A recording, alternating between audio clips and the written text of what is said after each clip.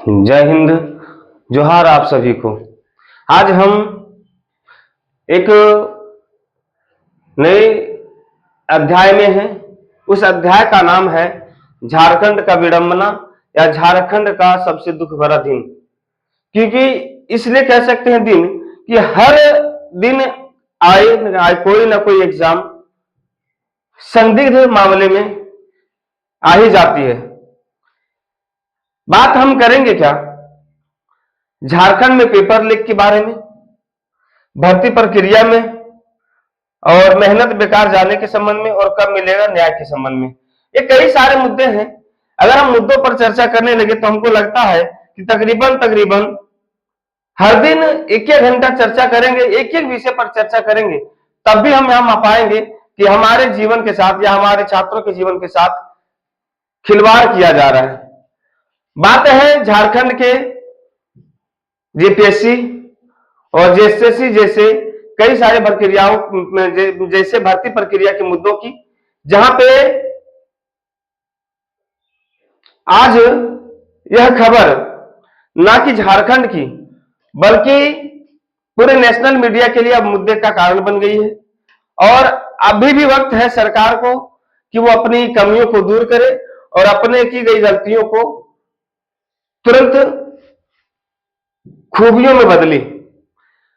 आप इस वीडियो के माध्यम से या जो फोटो देखेंगे, ये कोई हल्दी सेरेमनी में बैठे हुए लोग नहीं, यह वो जो छात्र हैं वो अपने लिए मांग कर रहे हैं। किसकी मांग कर रहे हैं? तो 11th यूपीएससी का रिजल्ट जारी करने के मामले में, या कई सारे रिजल्ट हैं जिनके मांग के डिमांड के लिए लोग यहाँ बैठे हुए हैं। और हमें लग रहा है, हमारी सरकार को लग रहा है कि हल्दी सेरेमनी में बैठे हुए हैं और उनको आनंद आ रहा है। एक कई सारे फोटो के माध्यम से दिखेगा। ये सारे जो चित्र आपको दिखेंगे ये मोराबादी स्टेडियम में है और ये सभी लोग अपने मांग के लिए धरना प्रदर्शन कर रहे हैं। आप इन चित्रों के माध्यम से देखेंगे कि किस प्रकार से लोग अपनी कर्मा टोली चौक है ना, ऐसा नहीं कि कहीं दूसरे जगह का फोटो या वीडियो लगा के हम कर सकते। ऐसे लाखों और हजारों वीडियो भी झारखंड में है, जिसे आपको दिखाना शुरू करें तो कम पड़ जाएगा। क्या कमियां हैं तो हम बात करेंगे क्या एक ऐसे एग्जाम की जब एक बच्चा जन्म लेता है और नाबालिग स्थिति को पार करता है, जब उसका 18 वर्ष हो जाता है, उस 18 वर्ष की हम चर्चा करने वाले हैं।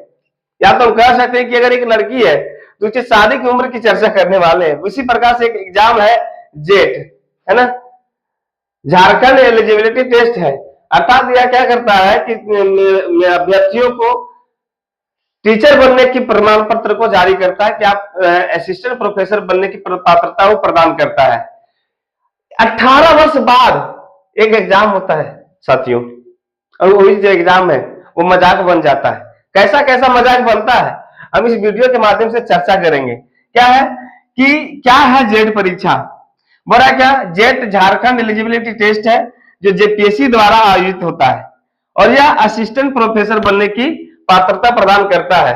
और यह परीक्षा राज्य के विश्वविद्यालयों और महाविद्यालयों में सहायक प्रधानाध्यापक नियुक्ति के लिए आवश्यक होता है। सोच के देखेंगे कि 18 वर्ष बाद हो रहा है, और वो भी एक ऐसे पद की बात कर रहे हैं जहां से कई सारे युवा जो है मोटिवेट होते हैं। वैसे विभाग के उस विभाग के साथ भी खेल हो जा रहा है। क्या बात हुआ? परीक्षा कब हुई? तो यह परीक्षा 15 जून 2024 को होती है। 15 जून 2026 को होती है और यह परीक्षा 18 साल बाद आयोजित किया जाता है और इसलिए उम्मीदवारों की संख्या बहुत अधिक होती है। लाजमी है कि 18 वर्ष बाद कोई एग्जाम होगा तो जितने सारे बचे कुछ लोग होंगे सारे के सारे भरेंगे। गड़बड़ी क्या हुई? बताया जा रहा है कि प्रश्न पत्र की कमी। एक परीक्षा केंद्र में 32 प्रश्न पत्र कम पड़ गए। आपको बता रहे हैं, जब हम अपने संस्थान के माध्यम से टेस्ट लेते तो हमारा हर एग्जाम का आपको अभी भी हम दिखाएंगे कि 5 से 10 पेज बच जाता है जेरोक्सेस का, और हम उसके लिए जो बच्चा नहीं आता उसका भी जेरोक्स करा के रखते कि क्या पता आ जाए। इतना बड़ा एग्जाम, कितना प्रश्न पत्र संख्या घट जा रहा है, केवल एक सेंटर से 32 प्रश्न पत्र कम पड़ जाता है बोकारो से। और क्या बोल रहा है, प्रश्न पत्र की गुणवत्ता में कमी। उड़िया भाषा का जो जेरोक्स होता है, जो प्रश्न पत्र होता है, उसकी क्वालिटी इतनी घटिया और इतनी गंदी होती है कि मत बोलिए। बड़ा उड़िया भाषा के प्रश्न पत्र प्रिंट क्वालिटी खराब थी, प्रश्न स्पष्ट नहीं थे, पढ़ने में दिक्कत हो रही थी। होगा किस एग्जाम में ऐसा आपको देखने को मिलेगा? तो भैया हमारे झारखंड के एग्जाम में कुछ भी देखने को मिल सकता है, ये झारखंड है ना। पूरा घटनाक्रम को अगर समझेंगे तो 9:30 परीक्षा प्रारंभ होती है। 10 बजे कुछ केंद्रों से प्रश्न पत्र कम होने की सूचना आने लगती है लोगों के बीच में। 10:30 बजे बोकारो केंद्र पर 32 प्रश्न पत्र कम पड़ने की पुष्टि हुई। दोपहर 12 बजे उड़िया विषय के प्रश्न पत्र की खराब प्रिंटिंग की शिकायतें आने लगी। दोपहर 1:30 बजे छात्रों का विरोध हुआ। जेपीएससी ने एजुकेशन विषय पर की परीक्षा, उड़िया और एजुकेशन विषय की परीक्षा का क्या बोल दिया कि इसे रद्द किया जाता है, इसे अगले तारीख तक एग्जाम लिया जाएगा, अगले घोषणा तक। ठीक है, यहां तक ठीक है कि चलिए, यहां तक तो सरकार बोल रही, जेपीएससी के द्वारा यह विषय आया कि हम अगला बार एग्जाम लेते हैं। अब अगला बार कैसा प्रश्न पत्र होगा वो खुद जाने। जांच पड़ताल में क्या सामने आया, क्या चीजें सही थी या गलत थी? बड़ा प्रश्न पत्र की कमी अधिकारियों की गलती से हुई। प्रश्न पत्र वितरण की व्यवस्था समय पर सही नहीं थी। ओडिया विषय का प्रश्न पत्र प्रिंटिंग प्रेस से ही खराब स्थिति में आया था। तो हम बोलना चाहेंगे कि जब प्रश्न पत्र प्रिंट हो रहा था तो जो भी प्रिंट करने वाले थे, यहाँ पे जो अधिकारी थे, उनकी आंखों में काला चश्मा लगा हुआ था या आंख ही नहीं थी उनकी। बड़ा केंद्र पर बैकअप इंतजाम नहीं था। अभी बैकअप इंतजाम का मतलब होता है कि जब कोई चीज कमी पड़ जाए तो उसको तुरंत पहुंचाने का काम किया जाए या फिर उसे एडिशनल में रखा जाता है। जेपीएससी ने गलती स्वीकार की और परीक्षा रद्द की पुनर्परीक्षा की घोषणा कर दी। चलिए, उसने गलती माना और पुनर्परीक्षा की बात को बोला कि अगला बार पुनः परीक्षा इसकी होगी। जिम्मेदार कौन होगा? प्रश्न पत्र छपाई पर पैकिंग एजेंसी, लॉजिस्टिक और डिस्ट्रीब्यूशन टीम, परीक्षा प्रबंधन में लापरवाही। कितने बच्चे आ रहे हैं, कितने बच्चे एग्जाम को भरे हुए हैं और कितना लोग इसको देंगे, उन सभी का आकलन लगाए बिना ही प्रश्न पत्र को पहुंचाया गया। छात्रों का गुस्सा किस बात पर है? तो भैया किसी भी मामले में कोई व्यक्ति 18 वर्ष से किसी उम्मीद पे टिका हुआ है और उस एग्जाम को उसके आंखों के सामने ही तार तार कर दिया जाए, तोड़ दिया जाए, तो नाराजगी तो होगी। 18 साल बाद परीक्षा हुआ फिर भी ऐसी लापरवाही। हमारा समय और पैसा दोनों बर्बाद हुआ। निष्पक्ष परीक्षा पर सवाल उठना तो लाजिमी था कि परीक्षा निष्पक्ष हुई नहीं। विशेषज्ञों की राय क्या है? बड़ा यह प्रशासनिक विफलता है। परीक्षा प्रबंधन की गलती को मजबूत करना होगा। भविष्य में ऐसी गलतियों को दोबारा ना हो, इसके लिए तकनीक और मानवीय सुधार की आवश्यकता जरूरी है। अब क्या है कि छात्रों की मांग क्या है? तो छात्रों की जो मांग है, रद्द विषय का शीघ्र परीक्षा हो, सभी जिम्मेदार अधिकारी या एजेंसियों पर कार्रवाई हो, आने वाले जेट परीक्षाओं में पारदर्शिता और बेहतर व्यवस्था हो, प्रश्न पत्र की छपाई वितरण प्रक्रिया की निगरानी हो, अर्थात जो भी प्रश्न पत्र वगैरह छपे उसको सीसीटीवी कैमरे के माध्यम से निगरानी के तहत किया जाए। आगे क्या करना होगा? पुनः परीक्षा की तिथि घोषित करनी होगी, बेहतर प्रबंधन के दावे करने होंगे और पारदर्शिता और सुरक्षा पर जोर देना होगा। समाधान क्या है? तो बड़ा प्रश्न पत्र छपाई से लेकर वितरण की पूरी प्रक्रिया निगरानी में जीपीएस ट्रैकिंग के साथ हो। प्रत्येक केंद्र पर अतिरिक्त प्रश्न पत्र का स्टॉक अनिवार्य हो। प्रश्न पत्र की प्रिंटिंग क्वालिटी 2 से 3 स्तर पर जांच हो कि सही है प्रिंटिंग या गलत है। परीक्षा प्रबंधन में तकनीक का उपयोग हो, अर्थात एआई का इस्तेमाल हो। परीक्षा के बाद फीडबैक लेकर सुधार की स्थायी व्यवस्था हो, अर्थात जब एग्जाम बच्चे लोग लिख दे के निकले तो उनके द्वारा एक फीडबैक लिया जाए कि आपका एग्जाम कैसा रहा, किसी प्रकार की कोई कमी तो नहीं रही। अब ये तो बात हुआ मुद्दा दोस्तों जेट की। तो क्या केवल जेट के लिए लोग आंदोलन करने बैठ रहे हैं? जी नहीं, कई सारे मुद्दाओं पर, कई सारे मुद्दे पर अभी चर्चा चल रही है। जेएसएससी का धांधली चल रहा है, जेपीएससी का चल रहा है। आज सुबह सुबह उठने के बाद एक सूचना मिलती है कि देवेंद्र नाथ महतो दिल्ली के आधार पर भूख हड़ताल के लिए आमरण अनशन करने के लिए बैठ गए हैं और देखते हैं कि इस मुहिम में कितने लोग उनके साथ खड़े होते हैं। इसलिए क्योंकि यहां पे राजनीति की बात नहीं लानी है। अगर कोई राजनेता आपके लिए आंदोलन कर रहा है तो एक अच्छी बात है। अगर आज कांग्रेस, आम आदमी पार्टी या अन्य बीजेपी विरोधी पार्टी ने जब दिल्ली में धरना प्रदर्शन किया तो नीट के मुद्दे पर समझाया गया और धर्मेंद्र प्रधान जी को इस्तीफा देना पड़ा।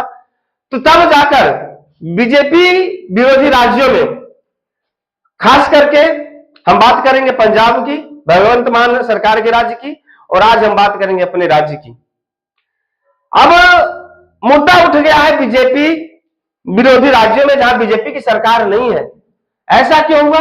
क्योंकि बीजेपी पे सवाल उठाया गया था, तो आज जेएमएम और कांग्रेस पर सवाल उठाए जा रहे हैं। तो ये तो अच्छी बात हुई कि किसी न किसी राजनेता के माध्यम से छात्रों के भविष्य का एक समाधान निकला। तो ठीक उसी प्रकार से आज झारखंड में बीजेपी या जेएलकेएम हमारा समर्थन कर रही है, अर्थात हम बोल सकते हैं छात्रों का समर्थन कर रही है, तो हमें खुलकर उनका समर्थन करने की आवश्यकता है। जैसा भी हो, रील्स के माध्यम से या स्टेटस के माध्यम से, एक्स के माध्यम से, फेसबुक के माध्यम से, कई सारे माध्यम से इतनी सारी पोस्ट को सरकार की कानों तक पहुंचाइए कि अगर कानों में रुई ठूस दिया गया हो तो उस रुई के हर कण को पार करके उस आवाज को सरकार के कानों तक पहुंचाए। बात क्या है? बात यह है कि कल हमारे झारखंड के स्वास्थ्य मंत्री इरफान अंसारी जी, जिनका खुद का विभाग का कुछ अता पता नहीं है, जिनको खुद का अपना विभाग को संभालने की जिम्मेदारी सही से नहीं आती है, वो आज चर्चा करते हैं कि हम झारखंड में छात्रों पर गोली नहीं चलाएंगे। हम बोलना चाहेंगे आपसे कि क्या गोली मार देने से तो एक दिन का समाधान है, लेकिन आप हर एग्जाम में बच्चों के भविष्य के साथ खेल रहे हैं। ये किसी गोली से कम है क्या?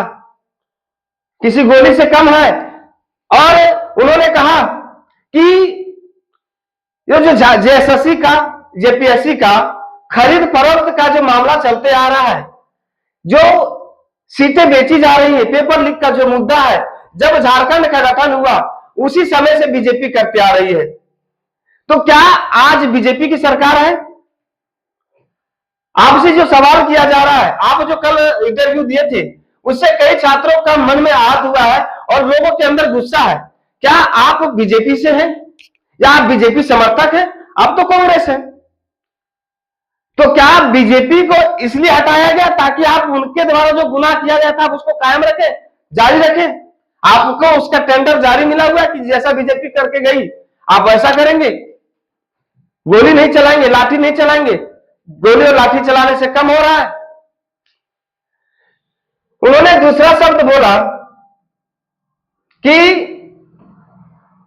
हमारी सरकार या कांग्रेस ने दिल्ली के पेपर लीक मुद्दे को उठाया और हम छात्रों के साथ हैं। आप इसी प्रकार से छात्रों के साथ हैं। आप राजनेता हैं, आपको झारखंड की कमियों को दूर करने के लिए चुना गया है। जब पूरे झारखंड के चुनाव में पूरी बड़ी बड़ी शक्तियां शामिल हुई, लेकिन झारखंड में केवल दो शक्ति था, बंटी और बबली।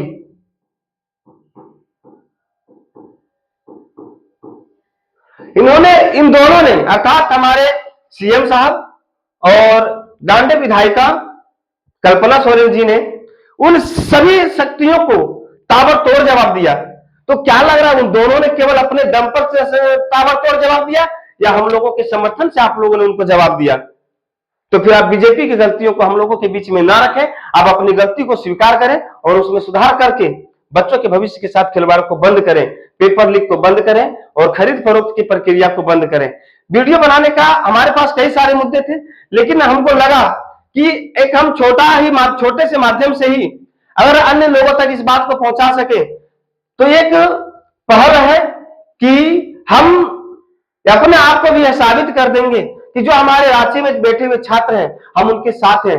हम उनके मुद्दे के लिए घर बैठे भी आवाज उठाकर उनके मुद्दे को हम दूर दूर तक पहुंचा सकते हैं। आप लोग भी अपने अपने माध्यम से, स्टेटस के माध्यम से, फेसबुक के माध्यम से लिखकर जैसे हो आप पोस्ट करिए ताकि सरकार तक यह बातें पहुंचे और सरकार को आने वाले भविष्य के लिए यह गलती दोबारा करनी ना पड़े।